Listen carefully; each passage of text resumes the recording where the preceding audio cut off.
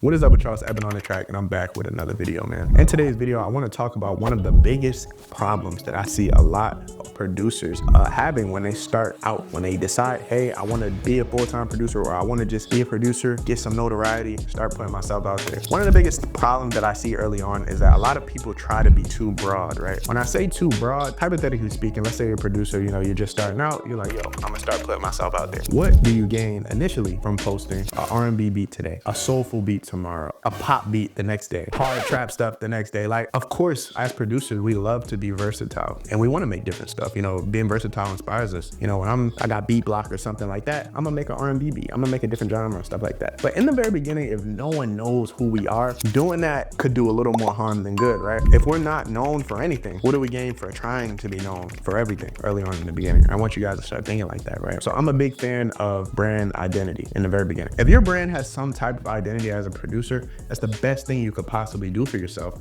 because now you can narrow down your attention, at least in the beginning. So when it comes to narrowing down your attention and picking a niche, you need to ask yourself these key questions to decide, you know what, I'm gonna go after this full throttle. This is what I'm gonna be known for. This is me. You need to ask yourself, what type of music am I the best at making? That's important, because if you're not super good at it, I wouldn't recommend picking it. You know, whatever you gotta be known for, you have to be good at it at some capacity. So what are you the best at? What do other people say you're the best at? So you might say, hey, I'm great at this, but other people might say, no, you're better at this. So you need to make those two questions coincide with each other, and you need to make your answer to those questions the same answer. Honestly, you know, if you have to adjust and really think hard, what am I really good at? What do other people say I'm really good at? You know, we got to make those one and the same. And then the third question that you have to ask yourself, and you're going to make all these questions coincide, is what do you love to make the most? If we can pick a genre and a niche early on in the beginning in terms of our brand identity that answer all of those questions, we got it. That's what you're supposed to stick to. That's your lane. Now, when you ask yourself, what do you love to make the most? The importance of the question, what do you love to make the most, is super important, because it helps you avoid burnout. You know, if you are trying to come up with the answers to these questions and you say, hey, I'm gonna do R&B because that's where the money's at, even if you don't really love to make that, it's not gonna work, because eventually, after cooking up and putting yourself out there and making those beats all the time, and you really don't love to do it, it's gonna start to feel like work. You're gonna burn out, and you're not gonna stick to any plan that you come up with for yourself. So you have to love whatever you're making. Me personally, I love the raw wave and the Lil Durk type stuff. That was my favorite stuff to listen to. That was my favorite stuff to make. You know, it didn't feel like work when I was making that type of stuff. So whatever that is to you, you need to pick that, stick to it, and make that answer coincide with those other two questions. Once you have one answer to all of those, you got it, bro. Those are the three questions I want you guys to ask yourself going into 2025. What do you love to make the most? What are you the best at? And what do other people say you're the best at? One answer, boom. That is your niche. That's your lane to start off in 2025. Now, eventually down the line, you start building more of a name for yourself. You're putting yourself out there more on YouTube, and you get known for whatever niche you just picked. Then you could start switching it up, and all right, I'm gonna go after the R&B placement this year, or I'm gonna go after a pop placement. Like, then you could start switching it up and really using the fruits of your labor, because, you know, during this process, obviously you're gonna make connections. Your social media is gonna start to grow. You're gonna be more out there. To conclude this video, guys, ask yourself, what do you really want to stick to? Don't try to be way too versatile if no one really knows who you are yet, man. Get some sort of brand identity. You know, at the end of this video, after you ask yourself these questions, you should be able to say in a complete sentence, I'm, whatever your producer name is, I am going to be known for this,